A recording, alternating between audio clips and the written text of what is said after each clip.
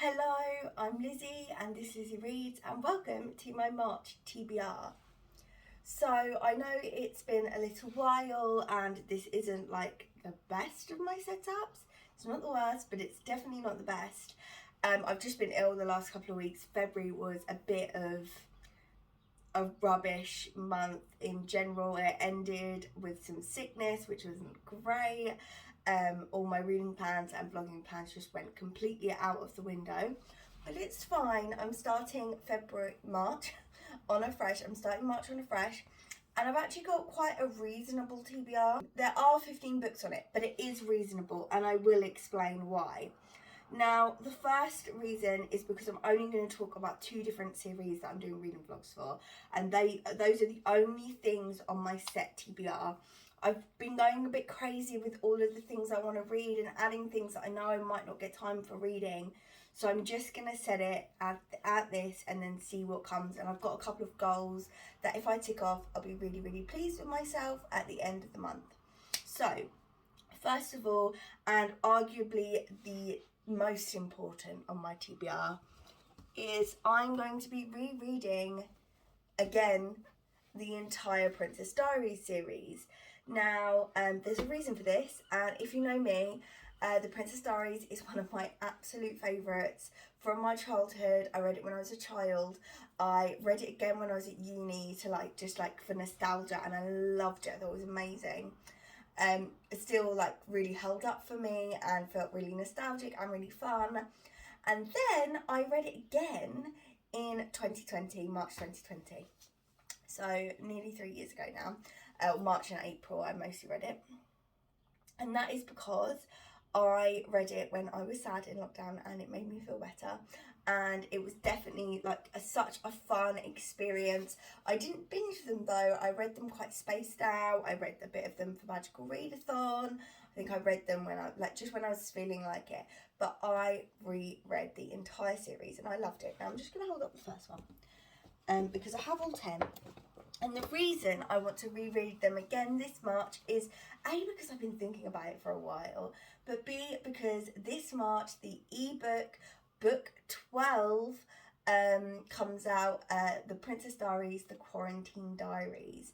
Now, if you don't know what The Princess Diaries is, The Princess Diaries is written by Meg Cabot, and it's about Mia Thermopolis, and Mia Thermopolis finds out that her dad isn't just a member of council in Genovia, where she her dad is from and her grandma's from. She finds out that he's actually the prince. So she is a princess. Her dad basically finds out that he no longer has the fertility to produce any more children, because the agreement with Mia's mother is that Mia would have a normal life. She would never have to be the queen, and now Mia in the future is going to have to be the Queen of Genovia. And Mia's not dealing with this very well. So she starts writing a diary. I think she has to write a diary. She has to write a diary because she's just a chaotic teenager. But she starts writing in her diary about it. It's just diary entries, and it's literally about her years at high school, and juggling the life that she thought she was going to have and the life she has. She has some very strong opinions about lots of things. She writes lists about very 90s, early noughties lists, things like whose haircut looks the best in this film and things like that. But to me, it's just full of nostalgia. But I can't remember anything too bad. But in 2020 I wasn't using my best vision, but I will be letting you know. Either way, this is my favourite. It's a 10-book series, and then book 11, so 10 books about her teenage diaries, and then there was a special book 11 called The Royal Wedding, which is about me getting married to the love of my life. Let's not talk about Princess Diaries film 2. If you've seen my Bake With Me video, you know I'm not impressed about Princess Diaries 2. I love, as a film, excellent. Following the plot of the books, no. Princess Diaries 1 is where it ends for me. I'm very passionate. I'm very, very passionate. Anyway, so book 11 is about the royal wedding, and it's just so cute, so fun. It was aged very well, like the time, it didn't feel like these, but it still felt grown up, but not too grown up. On the 7th, I think, of this month, another book comes out, and it's called The Quarantine Diaries, and it's about COVID and things like that. And I imagine Meg Cabot was writing it during lockdown and things like that, so I'm very, very, very excited to be reading that. Like, I'm so over the moon, because it's literally one of my favourites series ever, and it's so good. I think I might do a reading vlog of me reading the original 10, super chatty, super spoilery, and then I might do a reading vlog of the 2 like adult novels to go with it. So rereading the royal wedding, and then reading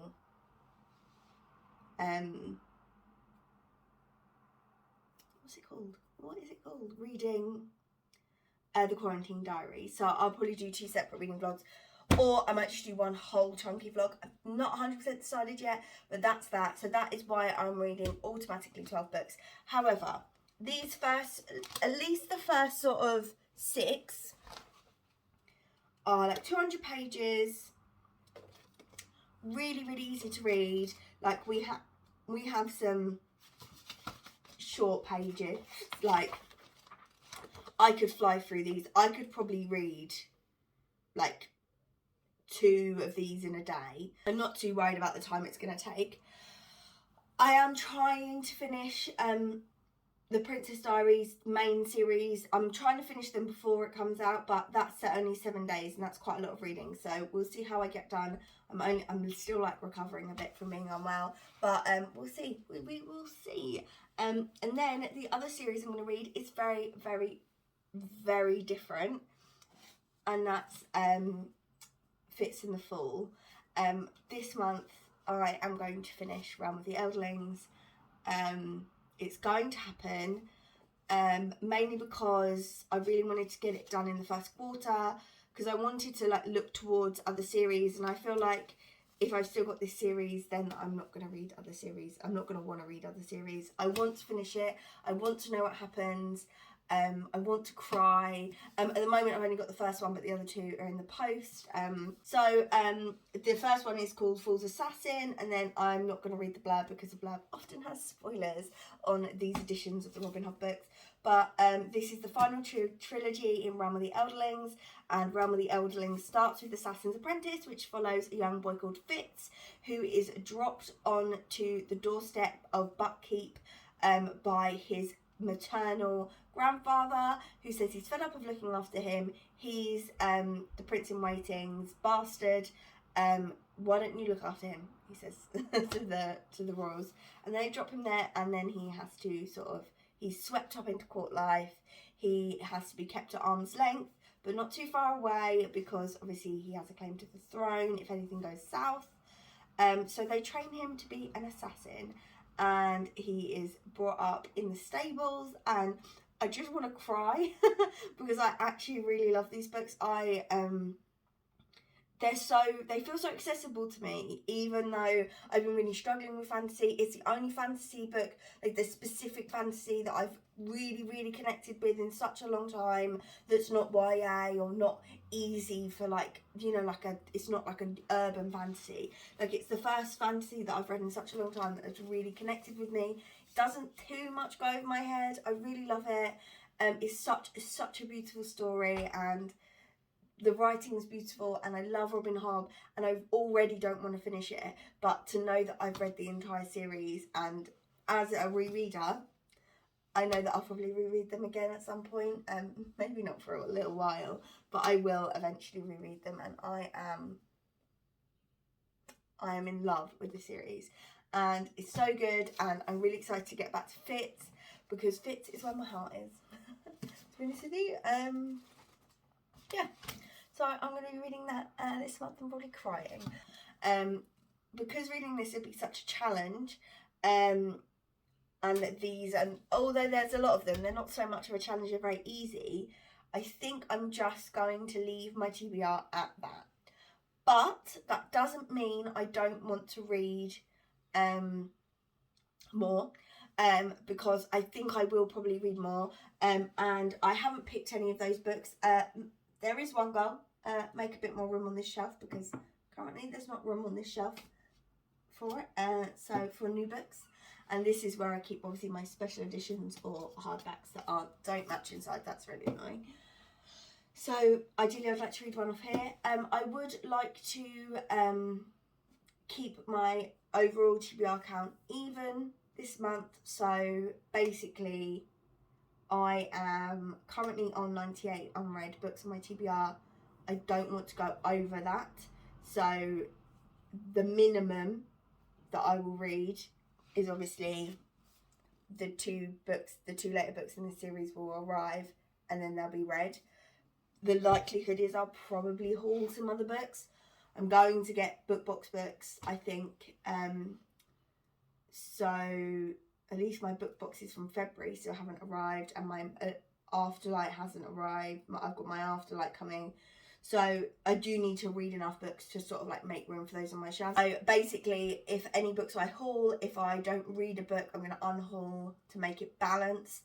I don't want to go over 98 books. Not that the number's particularly special, but I had a really heavy haul month last month, which you'll see in my wrap up, and didn't read a whole lot, and I don't want it to keep growing, so to speak. I was only lucky last month because I unhauled a lot of books. And I also want to catch up on my goals. So that includes finishing Realm of the Elderlings, because I wanted to get that done in Q1. Q1 ends at the end of March. I also am behind on my literary fiction and my non-fiction reading goals, but we will see how I get those back. But we'll see. We're very early into the year and I'm very, very behind already, but I am so pleased I got to film this video, and I'm not going to leave it there. I'm going to leave it there. I chatted about 2-book series. Like, this doesn't need to be longer than 15 minutes.